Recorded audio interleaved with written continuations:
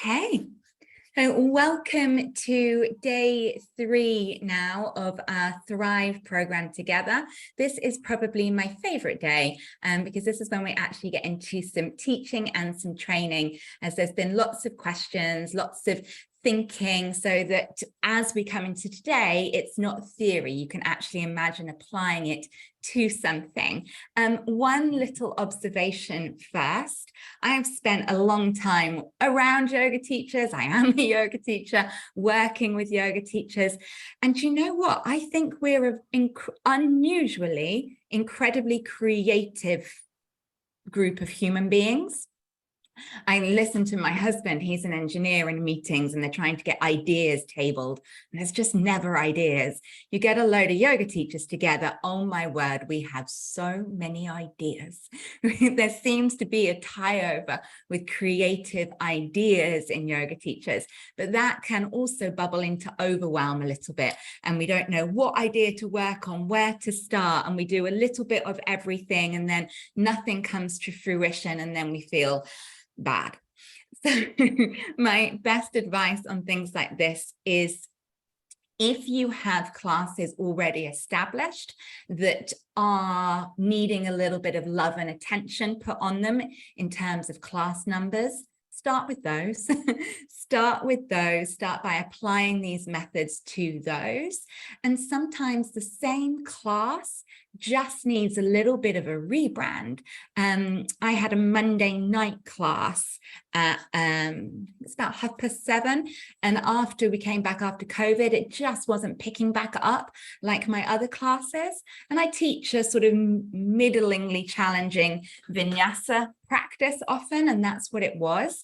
But everybody that was coming to that class, we were just sort of really indulging and doing the more restful, the more yin, a lot more meditation.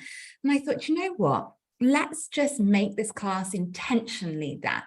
So in January, I rebranded it. Gentle yoga for mindful, for physical and mental stress relief. Gentle yoga for physical and mental stress relief.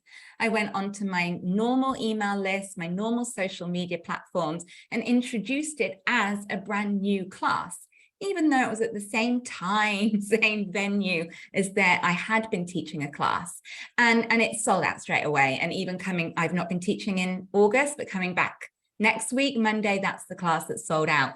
All it needed was a little love and attention, a little bit of a reshuffle on what the energy was of it.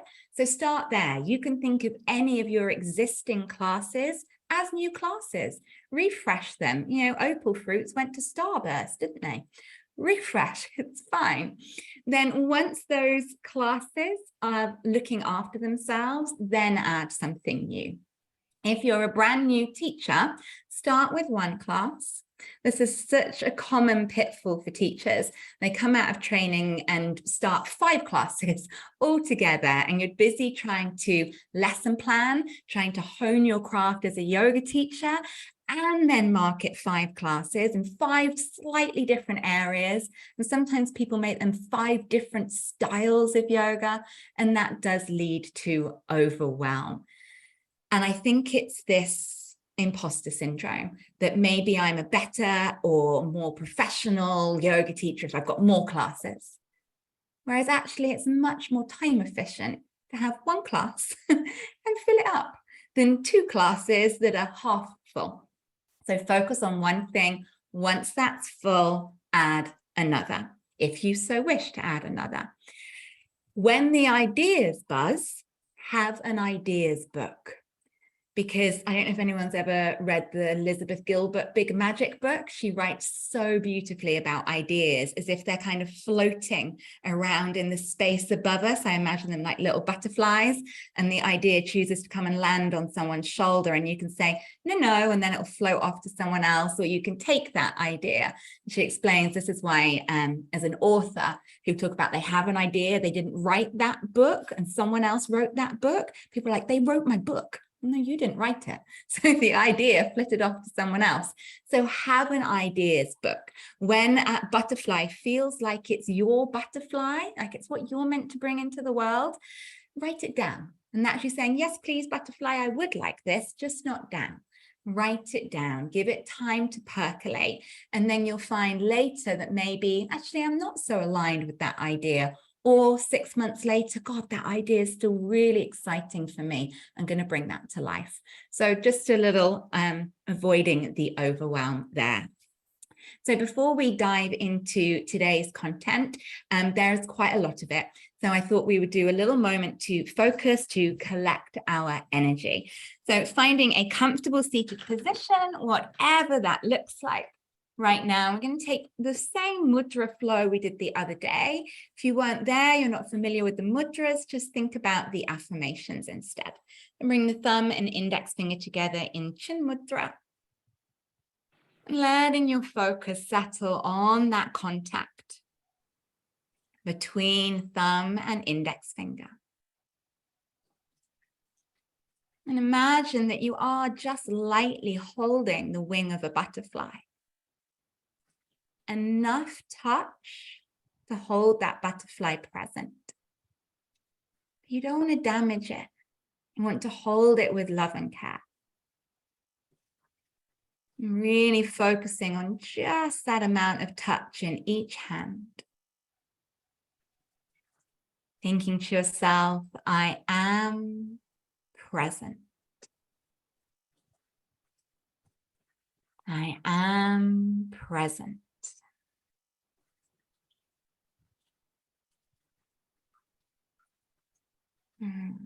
Releasing the butterfly, bringing the fingers into Hakini Mudra. So all of the finger pads together. And just finding this even pressure again, as if holding 5 butterflies. Because you can hold 5 ideas together. Just might take different time frames. As you hold that presence in your fingers. I am strong. I am strong. Letting the palms come together in Anjali Mudra. Imagine one little butterfly, one little idea. It might be a class you already have, nestled in the palm of your hands. You're going to nourish this idea. Nourish this yoga offering. I am kind. And then letting the fingers open into Padma Mudra. Imagine that little butterfly taking off now. Whatever idea, class, offering, taking off. Being well received, serving in the community. I am open. And reaching those arms up and out. Imagining all the butterflies that ever float across your sky. All that potential that's there for you. I am supported. And letting those hands gently drift back down.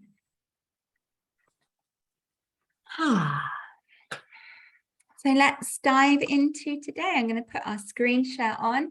Any tech problems as we go, please someone just unmute themselves to tell me, because I won't see in the chat.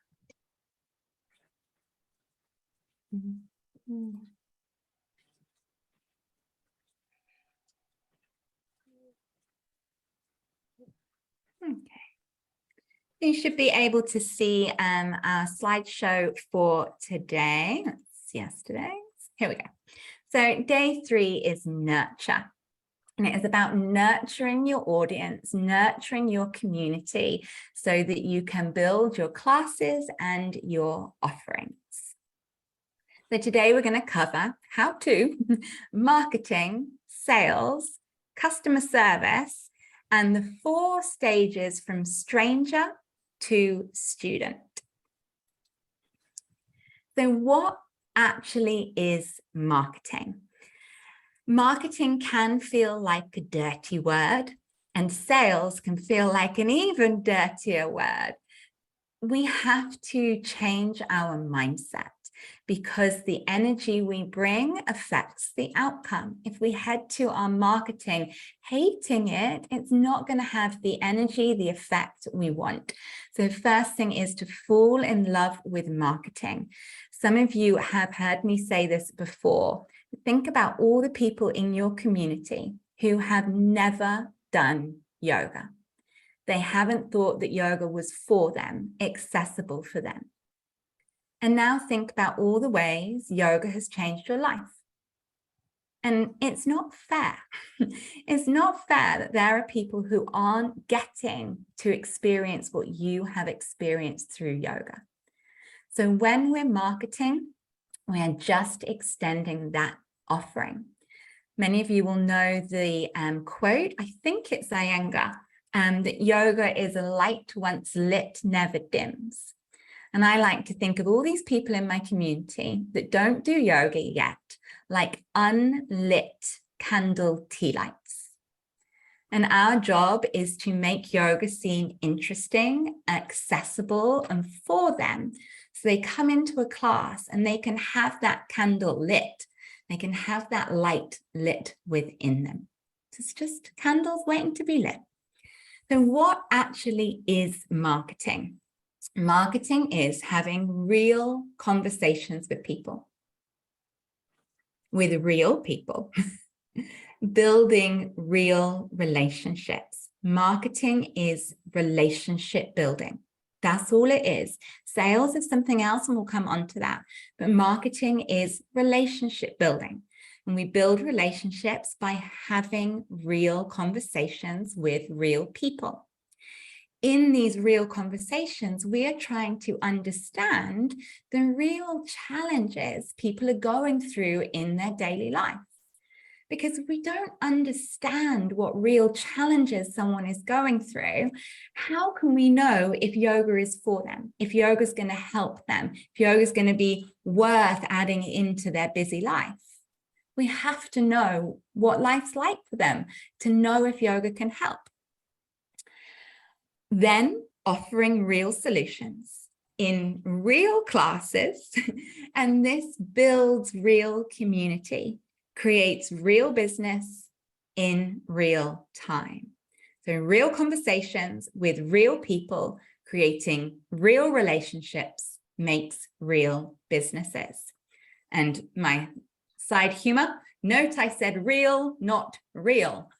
It is not about, and I do put Instagram reels now, but it's not about Instagram reels because that's not a real conversation. And you think about how many people use social media and they don't like social media.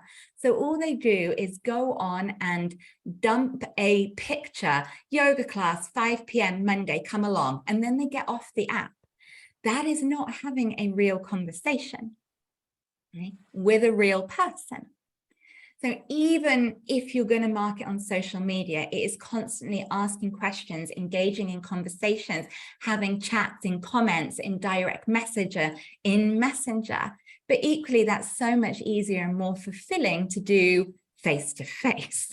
So for instance, if you are looking to fill up a chair yoga class, go and connect with your local Friday clubs. Most village halls run some sort of a Friday club, elderly social club, bridge club, WI club, and they're always looking for interesting people to come and talk to them.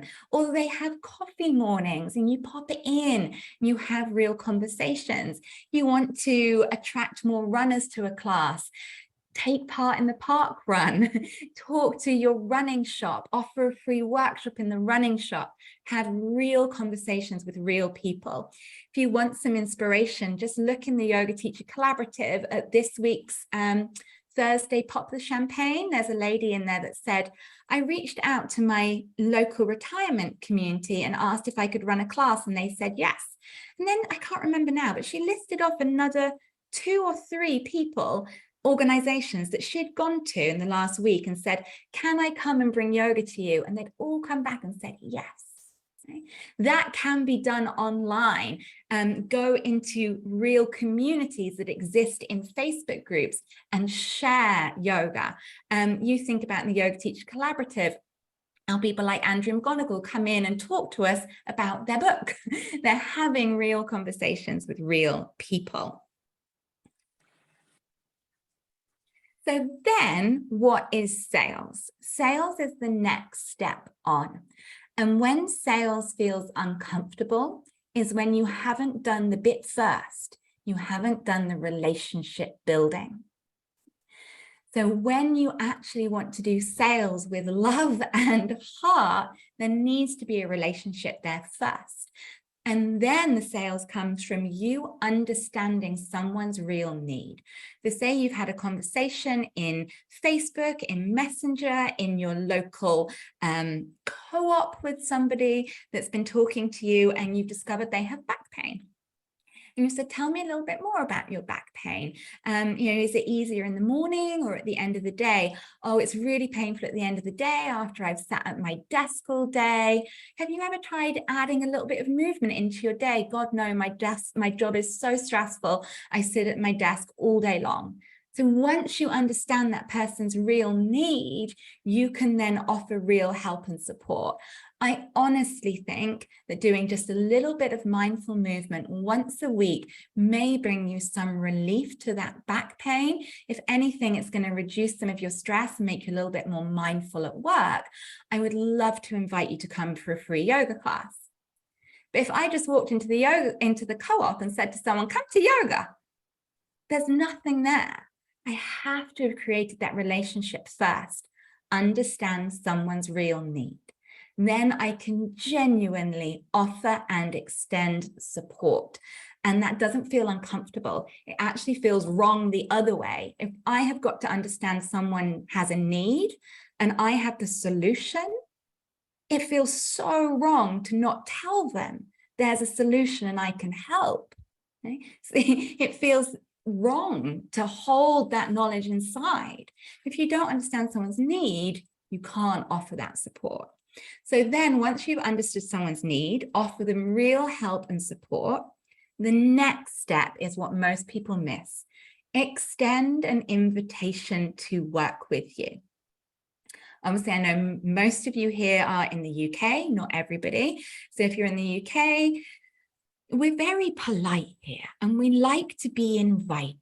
We like to be welcome. So even if I know you're a yoga teacher and I've told you all about my back pain, but you've not said, I really think some yoga could help. Let's do some classes. There's a bit of my brain that's going to go, I know she does yoga and I keep hearing yoga's good for back pain, but she hasn't spoken to me about doing yoga. Maybe she doesn't like me. Maybe I'm too fat to go to her yoga classes. All that stuff that goes around in here, we have to actively extend an invitation. Thank you so much for sharing to me about your back pain. I think yoga would help. I would love you to come to a class. Why don't you have your first class on me? And even just that change of language, why don't you have your first class on me to, I offer a free first class. Well, you offer that to everyone. I'm not special then. We like to feel special. Did you know I have a free first class offer? I would absolutely love you to do that. It would be so nice to see you at class. So it's making it feel like a personal invitation to work with you. And that's at class, that's at retreats, it's at every level. Some of you know I'm doing a retreat to Rishikesh next October. And this retreat sold out in 2 hours, 2 hours, 45 minutes, through personal invitations, simply emailing people in my client base one-to-one and saying something like, oh, I know I mentioned Marcus yesterday. Marcus, I know how much you're loving your yoga journey, exploring the philosophy. We're taking a retreat to Rishikesh to see these places in real life. I would love you to come. Personal invitation. Then making space for questions. I would love you to come to yoga. I would love you to come for me. Do you have any questions? Nobody wants to feel silly. Everyone wants to feel welcome and not feel silly. You know, think about if you're invited to a party and you don't know the dress code, or God forbid someone tells you it's a fancy dress or you didn't know it was a fancy dress. We don't want to feel silly. So we have questions. And then the doubly next step everyone misses is follow up on the invitation. So if someone said, I'd absolutely love to try that yoga class with you, thank you. And then you don't hear anything from them. Send them a message saying, I know we're chatting about you doing yoga. How is your back at the moment? I'd still love to see you for that class if you think it could help. Follow up, just the once probably, but do follow up. Someone says, yes, I would love to come on that course with you, but this year's not right for me. It's a little financially tight, but I'd love to do it in the future. Make a note, next time you run the course, invite them. We already have a wait list for the Rishikesh retreat to 2025. People said, now's not the right time, I'll come later. And 2025, I'm going to start by inviting them. Then deliver on your promises. Do actually do what you say you'll do. Then what comes next? Marketing, making a real relationship. Sales, invite someone and follow up on the invitation, and then customer service. And I can't tell you how important customer service is. And it is the huge missing link in yoga. In every single business, whatever the business is, attracting new customers is the most expensive and the most time-consuming thing. If someone is already a customer of you, getting them to become a loyal customer or getting them to become a repeat customer or go from going to classes to workshops to retreats to courses, nurture your existing customers. That is the best way. So good customer service. Care about the one rather than focusing on the many. And this is in your everyday actions. So say you have booked a hall for a class or a course or a workshop, and maybe you're expecting 10 people to turn up. Maybe 10 people have booked or expressed interest. And then on the day, only 3 people turn up. This happens with building. It's very easy for the teacher to feel uncomfortable in that moment and to start saying things like, oh, I don't know where everybody is. That makes everybody in the room feel less, and I'm here with you right now. And trust me, if there's only 3 people that turn up for a class or even 1 person, that student isn't thinking, oh my God, how shit's this teacher? Only 1 person's turned up. That student is thinking, oh, great, it's a really quiet class today. I'm going to learn more and get more attention. They're thinking great. So you meet that. You say, oh, this is great. We're really quiet today. There's only 3 of us. Thank you so much for being here. What shall we do? Is there something you've always wanted to learn more about? Is there something less personalized today? Really focus on the one. Classes build 1 student at a time. I can't tell you how many students I have had for 12 years. My very first student, Rob, he is still with me. Many of my first students are, because you focus on the one, they keep coming back. They refer more people. Focus on the one. Then customer service, especially since COVID, and we've taken so much online, booking systems. I wasn't doing any of that before COVID. It was just rock up and pay me cash. Now people book online, everything has got more automated. And this is good in some ways in that it's efficient. You want someone to be able to book, pay online. Great, efficient.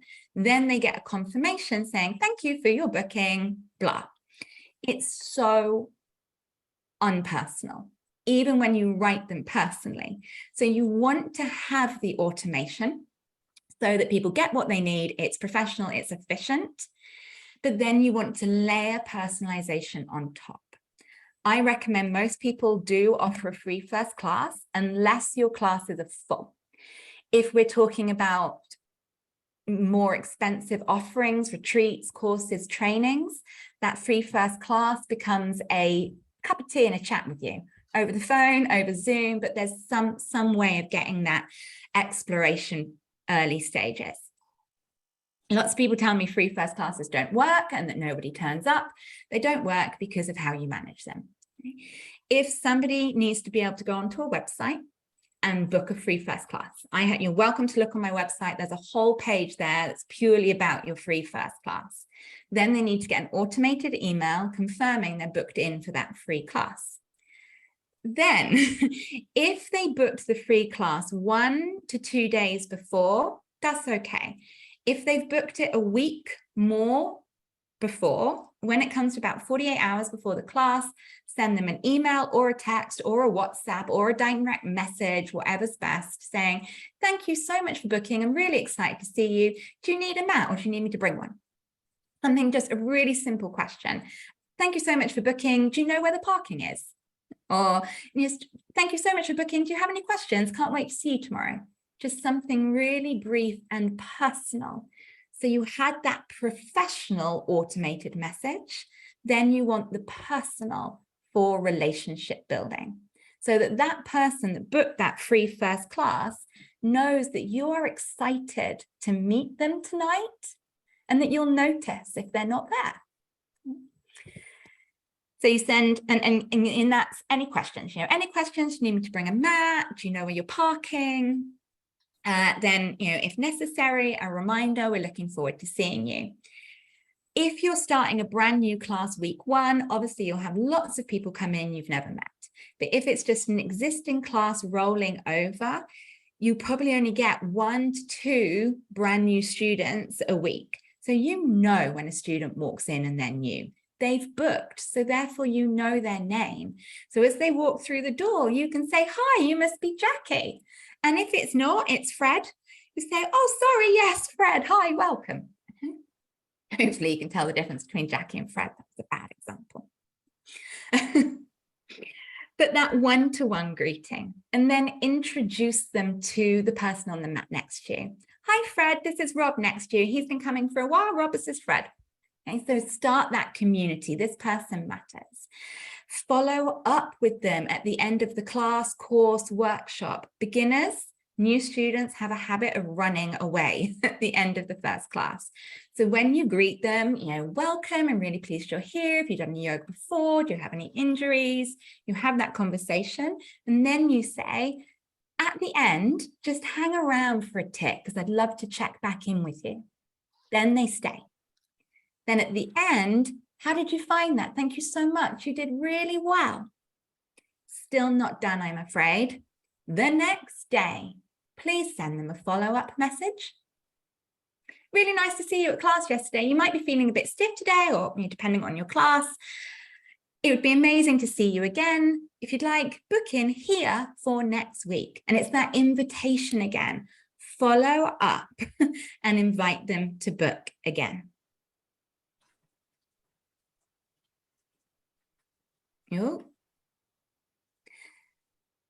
Just going to roll through this. Some of you have heard this analogy before, some of you haven't, but it's pretty much a follow-up of what we were just saying. So a step-by-step summary. To attract new students, you need to go to new places. You need to communicate and cultivate, invite, and then delight them. So this stays in your memory, and bear with me if you've heard this before. I'd like you to imagine this like dating. I have been with my husband for 20 years, but sometimes I think it might be nice to have a different one. If I was going to have a different husband, I would love one that danced, because mine doesn't dance. So say in a different world, I would like to attract a new husband. There is no one in my current circle that is Laura husband material. There's nobody I want to run away with.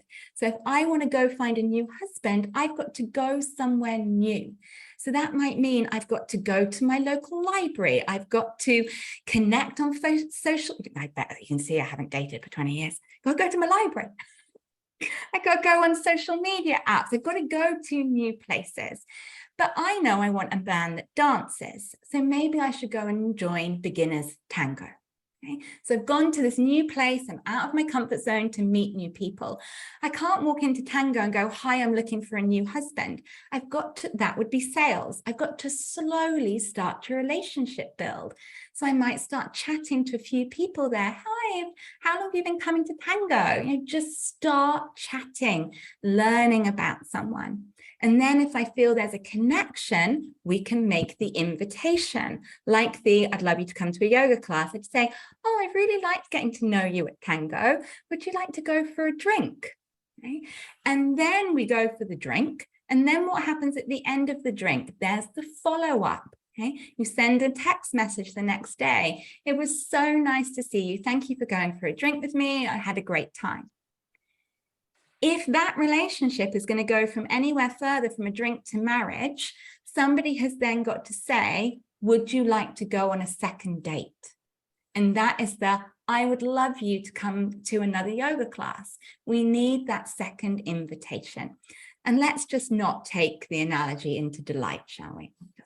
That just means do what you said you were going to do. All right.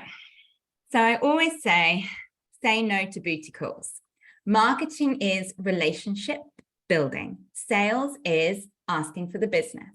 What most yoga teachers do is sales. They rock up in Facebook groups and they just go, yoga class, 6 p.m. tonight. Anyone want to try? Nobody in that Facebook group knows who you are, knows why. You haven't built a relationship. You've just gone in there and sold.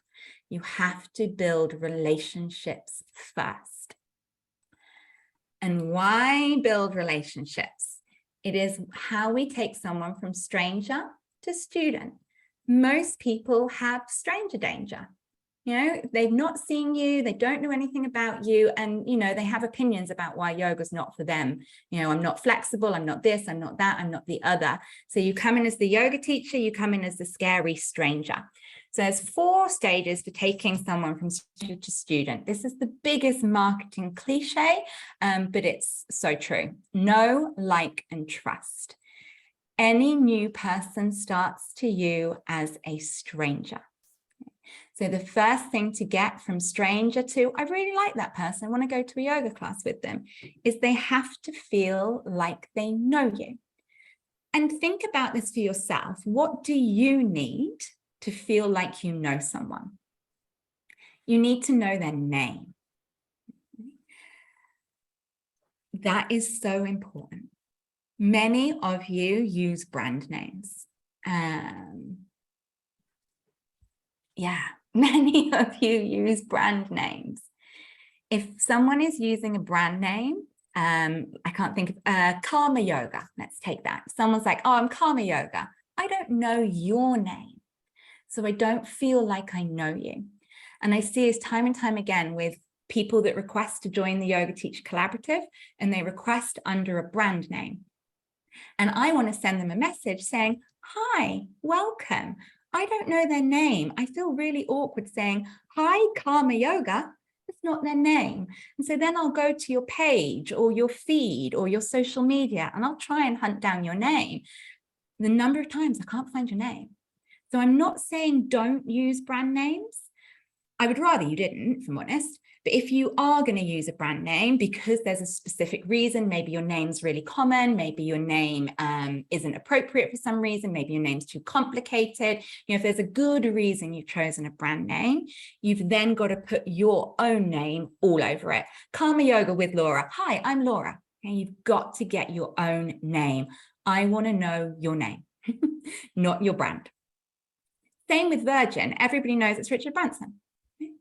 So you've got to be really clear with your name. Then your face. I'm really sorry to say, you've got to share your face. That means photos. And that's why one of the prizes for this is our on-demand course on how to take your own photos.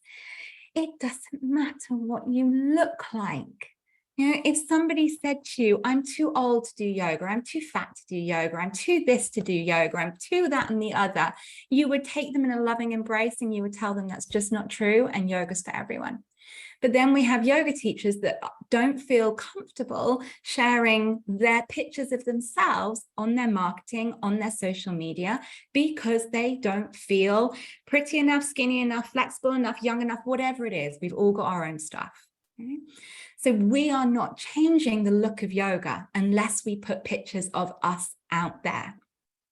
So you've got to take your own pictures and you've got to put them on your marketing. My business card has my picture, my posters have my picture, and it's not a picture of me doing a fancy yoga pose, it's just my face with my eyes and a smile. And that does mean your yoga pictures are your face with your eyes and a smile, not the back of your head, not a picture of you in Warrior One with your arm by your face so I can't see your face. I want to see your eyes and your smile, and then I feel warm to you. Video really helps for multiple reasons.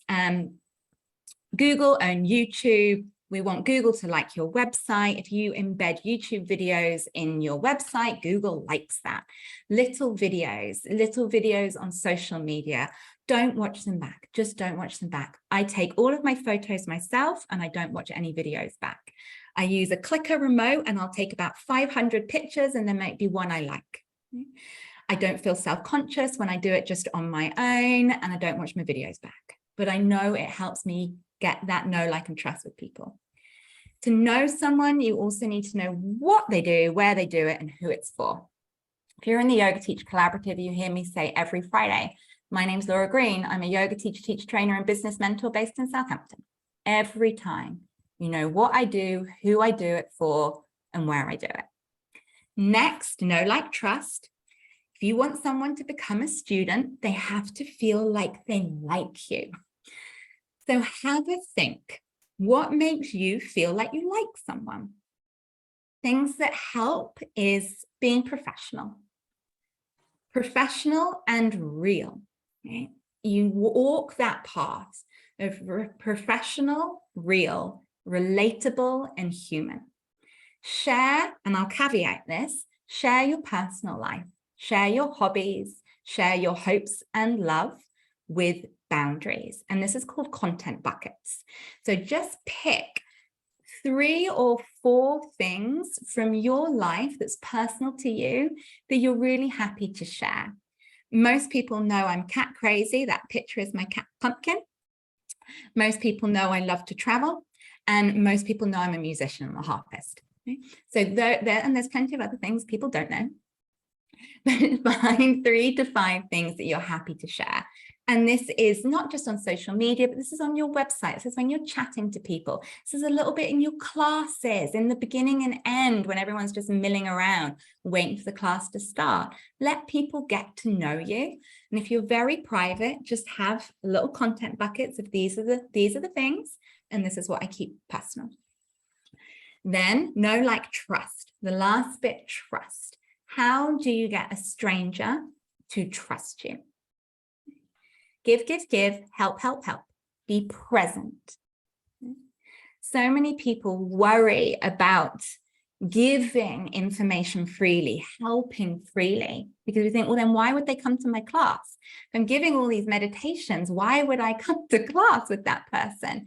Whereas actually, if somebody likes what they're trying with you, I think, oh my God, what do I actually get when I pay and I'm really a client with this person? So just give freely of your expertise, give freely of your presence. That means you don't always have to help. If you can help, help. But sometimes just give your presence. Just sit and listen to someone. Give them your attention. Give them your kindness and your expertise. Give, give, give, help, help, help with presence, attention, kindness, and expertise. And that is how someone will trust you. On a business side, it's also clarity. So going to your website, seeing clearly, this is the class prices, this is the class times, this is how I book. They're not nervous about doing something wrong.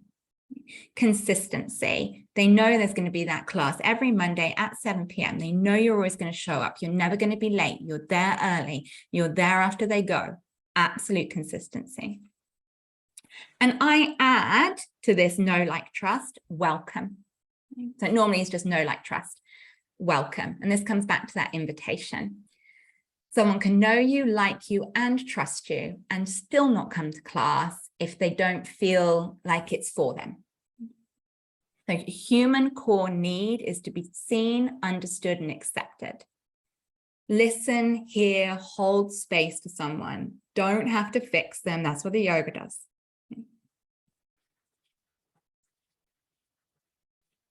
Okay. I think we're pretty much there.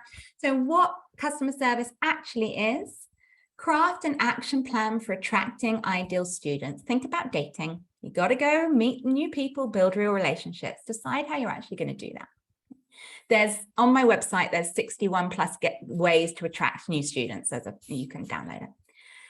Don't think about the latest marketing trends, but where do your ideal clients actually spend time? Is there any point being on Instagram? There might be. I spend time communicating with yoga teachers are on Instagram, I'm on Instagram. I don't promote my chair yoga class on Instagram. I promote my teaching chair yoga book on there, not my chair class. The students aren't on there. So where are the students? And go where they are. My students are in the local village pub, and I do go to the local village pub and I talk to the old boys about yoga, and then they come to my chair yoga class. Where are they? Real conversations with real people about real change. And this is all doable in person or online. I would tend to say that if your classes are in person, your marketing is best done in person. If your classes are online, your marketing is best done online. Where this really tricky spot is when teachers say to me, I want to teach online, I hate social media. That I can't marry together, I'm afraid. Okay? You want to market online, you want to run online. You don't like being on social media, go be in your community, market there, but it has to go that way. So old school works. Kathy emailed me this last week and I thought I'd copy and paste it in here. Kathy did this course with me back in December and she's doing it again now. And we were talking about in-person marketing, leafleting, posters, being in your local community. And everyone loves to tell me that flyering doesn't work. It does. Kathy said, I took your advice on local advertising, leafleting, billboards, and looking at the local demographic, which increased my class size from 5 to 26 in the last 3 months. So I know what you say works. And that was her reason for joining again. If you're going to flyer drop on a Sunday when nothing else lands through someone's door, share in our group flyers before you post them. The old school in-person marketing works well if you do it well. Online marketing works well if you market online. You want specific examples? Go to my website, go to the blog, download that 61 plus ways to attract new students, and pick methods from there. So that is today. You've got some homework to do. You've been doing amazingly with the homework. Again, keep that up. You don't have to get it all in the same day. It just all has to be in by the end of tomorrow. Only for the competition. Tomorrow is grow, so it's still relevant even if you're at the early stages because it's how to actually make a 6-week marketing plan. So if you're about to start your classes with a beginner's course, let's get you a 6-week marketing plan. If you are going to launch your first retreat, let's get you a 6-step marketing plan. So that is tomorrow. Oh, there was a lot. Are we okay? Good. All right. Thank you very, very much for being here. I'm just going to stop the record. But if you do have any questions, feel free. I'm just going to stop the record there and I'll see you tomorrow.